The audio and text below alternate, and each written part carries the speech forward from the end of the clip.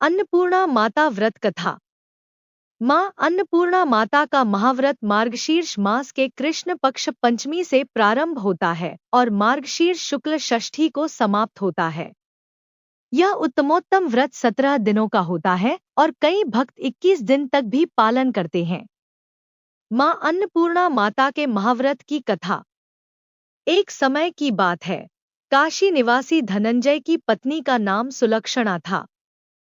उसे अन्य सब सुख प्राप्त थे, केवल निर्धनता ही उसके दुहक का एकमात्र कारण थी।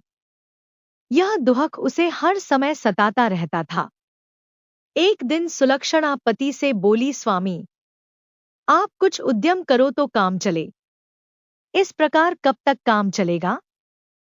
सुलक्षणा की बात धनंजय के मन में बैठ गई और वह उसी दिन विश्वनाथ शंकर जी को प्रसन्न करने के लिए बैठ गया और कहने लगा, हे देवाधिदेव विश्वेश्वर, मुझे पूजा पाठ कुछ आता नहीं है, केवल आपके भरोसे बैठा हूं। इतनी विनती करके वह 2-3 दिन भूखा प्यासा बैठा रहा। यह देखकर भगवान शंकर ने उसके कान में अन्नपूर्णा, अन्नपूर्णा, अन्नपूर्णा इस प्रकार 3 बार कहा। यह कौन क्या कह गया? इसी सोच में धनंजय पड़ गया कि मंदिर से आते ब्राह्मणों को देखकर पूछने लगा, पंडित जी, अन्नपूर्णा कौन है? ब्राह्मणों ने कहा, तू अन्न छोड़ बैठा है, सो तुझे अन्न की ही बात सूझती है। जा घर जाकर अन्न ग्रहण कर। धनंजय घर गया। स्त्री से सारी बात कही। वह बोली, नाथ, चिंता मत करो, स्वयं शंकर जी ने यह मंत्र दिया है, वे स्वयं ही खुलासा करेंगे। आप फिर जाकर उनकी आराधना करो। धनंजय फिर जैसा का तैसा पूजा में बैठ गया। रात्रि में शंकर जी ने आज्ञा दी और कहा, तू पूर्व दिशा में चला जा। वह अन्नपूर्णा का नाम जपता जाता और रास्ते में फल खाता, झरनों का पानी पीता जाता। इस प्रकार कितने ही दिनों तक चलता गया। वहां उसे चांदी सी चमकती वन की शोभा देखने में आई। सुंदर सरोवर देखने में या उसके किनारे कितनी ही अप्सराएं झुंड बनाए बैठी थीं। एक कथा सुनती और सब मिलकर मां अन्नपूर्णा इस प्रकार बार बार कहती थी। यह अघन मार्गशीर्ष मास की उजेली रात्रि थी और आज से ही व्रत का आरंभ था। जिस शब्द की खोज करने वह निकला था, वह उसे वहां सुनने को मिला। धनंजय ने उनके पास जाकर पूछा, हे देवियों, आप यह क्या करती हो? उन सब ने कहा, हम सब मां अन्नपूर्णा का व्रत करती हैं। धनंजय ने पूछा, व्रत पूजा करने से क्या होता है? यह किसी ने किया भी है? इसे कब किया जाए? कैसा व्रत है में और कैसी विधि है? मुझसे भी विस्तार से बतलाओ। वे कहने लगी, इस व्रत को सब कोई कर सकते हैं। 21 दिन तक के लिए 21 गांठ का सूत लेना चाहिए। 21 दिन यदि न बने तो 1 दिन उपवास करें। यह भी न बने तो केवल कथा सुनकर प्रसाद लें। निराहार रहकर कथा कहें।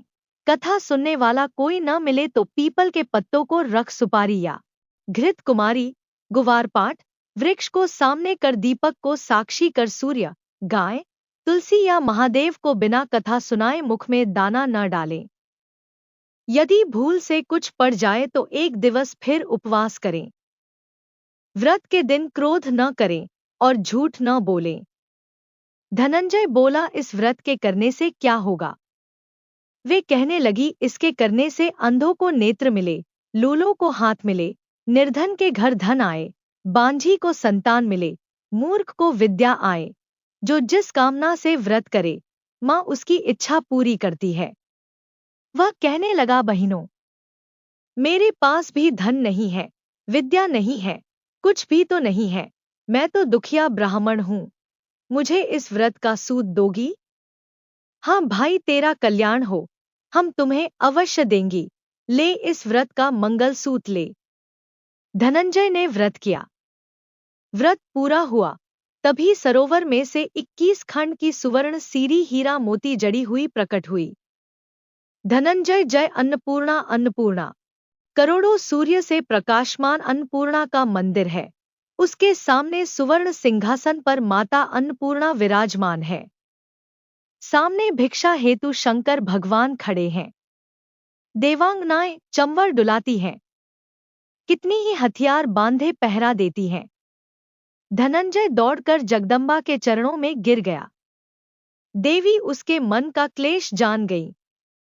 धनंजय कहने लगा, माता, आप तो अंतर्यामिनी हो, आपको अपनी दशा क्या बताऊं। माता बोली, मेरा व्रत किया है, जा संसार तेरा सत्कार करेगा। माता ने धनंजय की जहनवा पर बीज मंत्र लिख दिया। अब तो उसके रोम रोम में विद्या प्रकट हो गई। इतने में क्या देखता है कि वह काशी विश्वनाथ के मंदिर में खड़ा है। मां का वरदान ले धनंजय घर आया। सुलक्षणा से सब बात कही। माता जी की कृपा से उसके घर में संपत्ति उमड़ने लगी। छोटा सा घर बहुत बड़ा गिना जाने लगा। जैसे शहद के छत्ते में मक्खियां जमा होती हैं, उसी प्रकार अनेक सगे संबंधी आकर उसकी बड़ाई करने लगे। कहने लगे, इतना धन और इतना बड़ा घर, सुंदर संतान नहीं तो इस कमाई का कौन भोग करेगा। सुलक्षणा से संतान नहीं है, इसलिए तुम दूसरा विवाह करो। अनिच्छा होते हुए भी धनंजय को दूसरा विवाह करना पड़ा और सती सुलक्षणा को सौत का दुख उठाना पड़ा। इस प्रकार दिन बीतते गए। फिर अघन मास आया। नए बंधन से बंधे पति से सुलक्षणा ने कहलाया कि हम व्रत के प्रभाव से सुखी हुए हैं, इस कारण यह व्रत छोड़ना नहीं चाहिए। यह माता जी का प्रताप है जो हम इतने संपन्न और सुखी हैं। सुलक्षणा की बात सुन धनंजय उसके यहाँ आया और व्रत में बैठ गया। नई बहू को इस व्रत की खबर नहीं थी। वह धनंजय के आने की राह देख रही थी। दिन बीतते गए और व्रत पूर्ण होने में 3 दिवस बाकी थे कि नई बहू को खबर पड़ी। उसके मन में ईर्ष्या की ज्वाला दहकने लगी थी। सुलक्षणा के घर आ पहुंची और उसने वहां भगदड़ मचा दी। वह धनंजय को अपने साथ ले गई। नए घर में धनंजय को थोड़ी देर के लिए निद्रा ने आ दबाया। इसी समय नई बहू ने उसका व्रत का सूत तोड़कर आग में फेंक दिया। अब तो माता जी का कोप जाग गया। घर में अकस्मात आग लग गई। सब कुछ जलकर खाक हो गया। सुलक्षणा जान गई और पति को फिर अपने घर ले आई। नई बहू रूठकर पिता के घर जा बैठी। पति को परमेश्वर मानने वाली सुलक्षणा बोली, नाथ, घबराना नहीं, माता जी की कृपा अलौकिक है। पुत्र कुपुत्र हो जाता है पर माता कुमाता नहीं होती। अब आप श्रद्धा और भक्ति से आराधना शुरू करो, वे जरूर हमारा कल्याण करेंगी। धनंजय फिर माता के पीछे पड़ गया। फिर वहीं सरोवर सीढ़ी प्रकट हुई। उसमें मां अन्नपूर्णा कहकर वह उतर गया। वहां जा माता जी के चरणों में रुदन करने लगा। माता प्रसन्न हो बोली, यह मेरी स्वर्ण की मूर्ति ले, उसकी पूजा करना, तू फिर सुखी हो जाएगा। जा, तुझे मेरा आशीर्वाद है। तेरी स्त्री सुलक्षणा ने श्रद्धा से मेरा व्रत किया है, उसे मैंने पुत्र दिया है। धनंजय ने आंखें खोली तो खुद को काशी विश्वनाथ के मंदिर में खड़ा पाया। वहां से फिर उसी प्रकार घर को आया। इधर सुलक्षणा के दिन चने और महीने पूरे होते ही पुत्र का जन्म हुआ। गांव में आश्चर्य की लहर दौड़ गई। इस प्रकार उसी गांव के निःसंतान सेठ के पुत्र होने पर उसने माता अन्नपूर्णा का मंदिर बनवा दिया। उसमें माता जी धूमधाम से पधारीं, यज्ञ किया और धनंजय को मंदिर के आचार्य का पद दे दिया। जीविका के लिए मंदिर की दक्षिणा और रहने के लिए बड़ा सुंदर सा भवन दिया। धनंजय स्त्री पुत्र सहित वहां रहने लगा। माता जी की चढ़ावे में भरपूर आमदनी होने लगी। उधर नई बहू के पिता के घर डाका पड़ा, सब लुट गया।